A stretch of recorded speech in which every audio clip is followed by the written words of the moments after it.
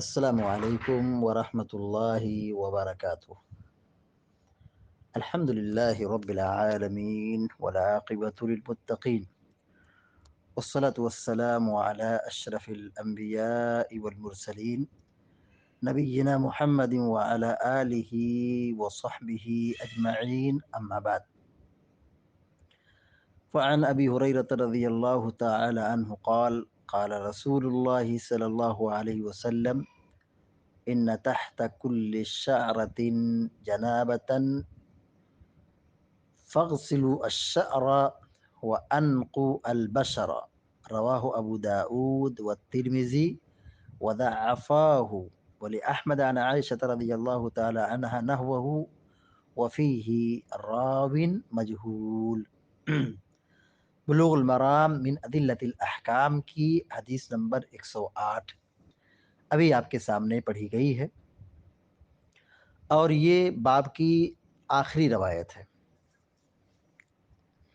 حدیث کے جو راوی ہیں سیدنا ابو ہریرہ رضی اللہ تعالیٰ عنہ، وہ بیان کرتے ہیں کہ اللہ کے رسول صلی اللہ علیہ وسلم نے فرمایا ان تحت کل شعرۃ جنابہ، ان مانے بے شک، ان مانے بے شک،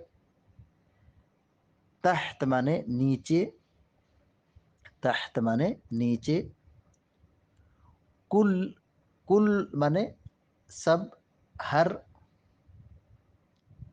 شعرہ شعر مانے بال، جنابہ مانے جنابت، ناپاکی، ان تحت کل شعرۃ جنابۃ، بے شک ہر بال کے نیچے جنابت ہے، ناپاکی ہے، ہر بال کے نیچے ناپاکی ہے، یعنی ناپاکی کا اثر ہے۔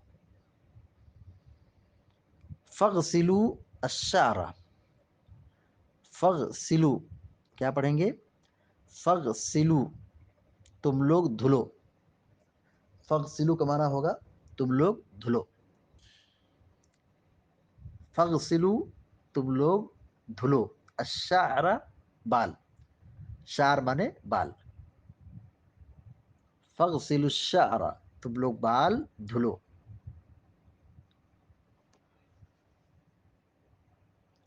وانقوا البشر، وانقوا، انقوا مانے صاف کرو، وانقوا مانے اور تم لوگ صاف کرو، البشر بشر مانے چمڑا، بشر مانے چمڑا۔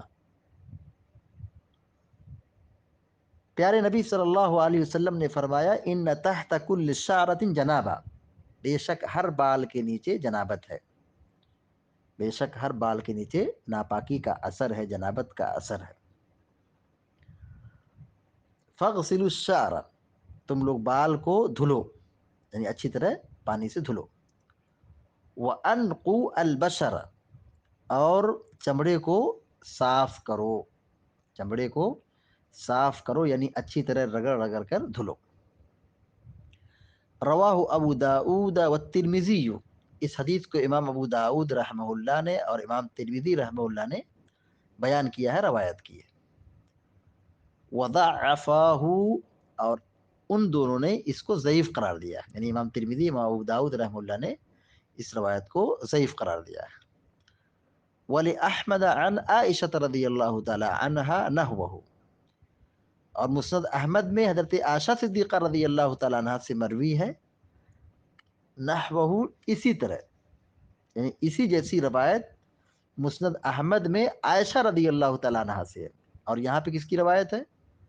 یعنی ترمذی اور نسائی میں ابو ہریرہ سے مروی ہے، لیکن مسند احمد میں یہ روایت کس سے ہے؟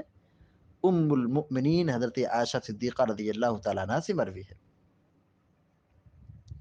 وفیہ راو مجہول، اور اس کے اندر جو راوی ہیں وہ مجہول ہیں، مجہول مطلب لاپتہ، ان کا کچھ عطا پتہ نہیں ہے، کچھ ان کے بارے میں معلومات نہیں ملتی ہے، اور مجہول ہونا یہ ضعیف کا سبب بنتا ہے، یعنی حدیث میں ضعف اور کمزوری کا سبب بنتا ہے، اور روایت اس کی وجہ سے ضعیف ہو جاتی ہے۔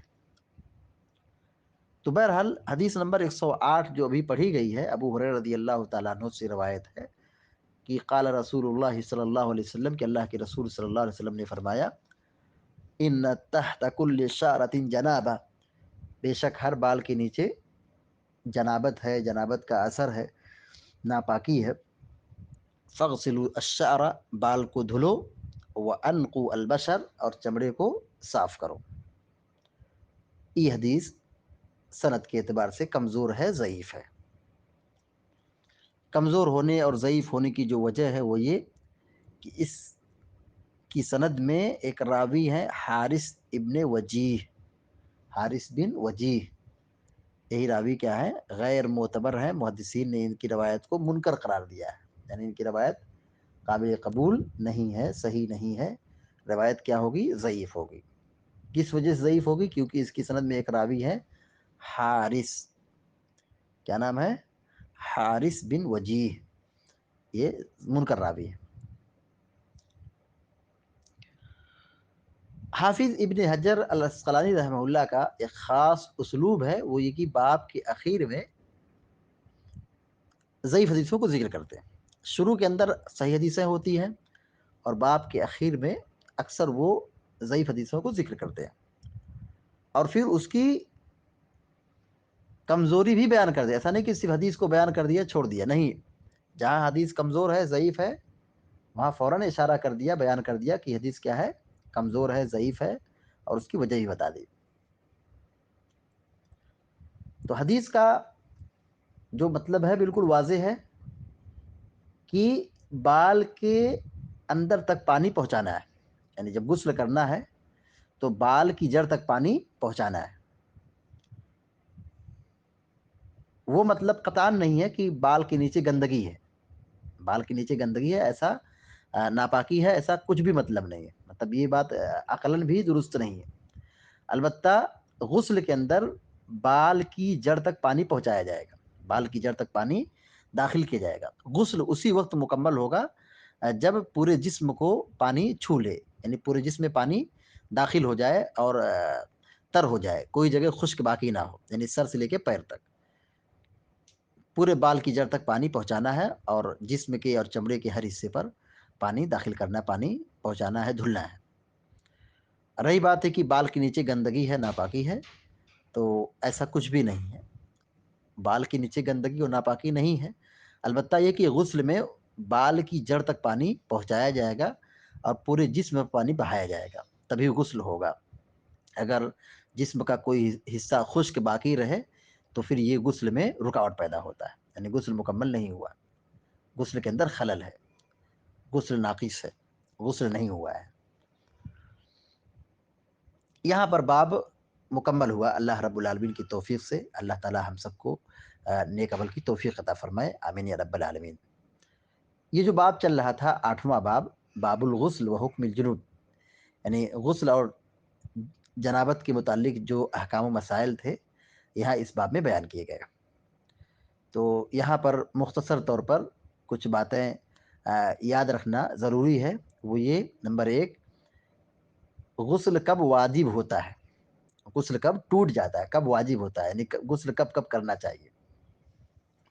دیکھیے، حیض آنے سے غسل کرنا پڑتا ہے، یعنی حیض جب بند ہو جائے تو عورت کو غسل کرنا پڑے گا۔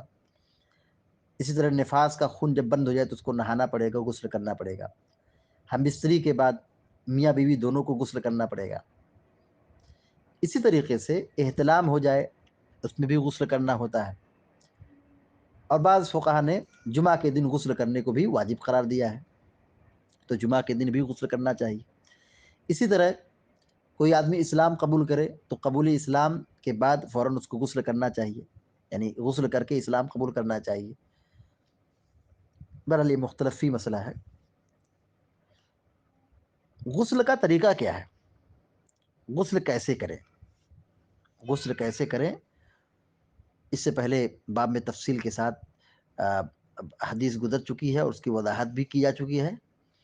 خلاصہ کلام یہ ہے کہ پہلے نیت کریں، یعنی پاکی کی نیت کریں، اور پھر گندگی کو بائیں ہاتھ سے صاف کریں، یعنی شرمگاہ کے آس پاس پہلے اس کو بائیں ہاتھ سے صاف کریں، اور پھر اپنے ہاتھ کو، بائیں ہاتھ کو مٹی سے یا صابن سے دھل لیں۔ پھر مکمل جیسے وضو بناتے ہیں وضو بنائیں، نماز کے لیے جیسے وضو بناتے ہیں ویسے وضو بنائیں۔ اس کے بعد بال کی جڑ تک پانی پہنچائیں، 3 چلو لیں، 3 لپ لیں، اور پھر اپنے بال کی جڑ میں اس کو داخل کریں اور رگڑ رگڑ کے بال کی جڑ تک پانی پہنچائیں۔ اس کے بعد پورے جسم میں پانی بہائیں، پورے جسم میں، یعنی سر سے لے کے پیر تک پورے جسم میں پانی بہائیں، پانی گرائیں، یعنی پورے جسم کو پانی سے تر کریں، بھگائیں۔ اخیر میں اگر وضو میں پیر نہیں دھلے تھے، چونکہ اختیار ہے، چاہے تو وضو کے اندر ہی پیر دھل لیں یا تو پھر پیر چھوڑ دیں، بالکل اخیر میں جب غسل کر لیں تب بعد میں پیر دھل لیں، دونوں طریقہ جائز ہے، دونوں سنت ہے۔ تو اگر پیر دھل چکے ہیں تو کوئی بات نہیں، غسل مکمل ہو گیا، اور اگر پیر باقی تھا وضو کے اندر تو غسل کے اخیر میں پیر دھل کر کے حمام سے نکل جائے، یہ غسل ہو گیا، یہ کیا ہو گیا؟ غسل ہو گیا۔ اسی طریقے سے اس باب میں ایک بات یہ بھی بتائی گئی تھی کہ میاں بیوی دونوں آپس میں غسل کر سکتے ہیں، یعنی ایک ساتھ حمام میں ایک ساتھ غسل کر سکتے ہیں، کوئی حرج نہیں ہے، کیونکہ میاں بیوی کے درمیان کوئی پردہ نہیں ہے۔ جیسے دنیا میں ایک ساتھ نہا سکتے ہیں، ایسے مرنے کے بعد بھی شوہر کا انتقال ہوا ہے تو بیوی نہلا سکتی ہے، اور اگر بیوی کا انتقال ہوا ہے تو شوہر اپنی بیوی کو غسل دے سکتا ہے، کوئی حرج نہیں ہے۔ اللہ تبارک و تعالیٰ سے دعا ہے کہ اللہ تعالیٰ ہم سب کو، آپ سب کو نیک عمل کی توفیق عطا فرمائے، اور پیارے نبی صلی اللہ علیہ وسلم کی حدیث اور سنت کی روشنی میں ہم سب کو زندگی گزارنے کی توفیق عطا فرمائے، آمین یا رب العالمین۔ اقول قولی هذا واستغفر الله لي ولكم ولسائر المسلمين فاستغفروه انه الغفور الرحيم، وصلى الله على نبينا محمد وسلم تسلیما كثيرا، والسلام علیکم ورحمۃ اللہ وبرکاتہ۔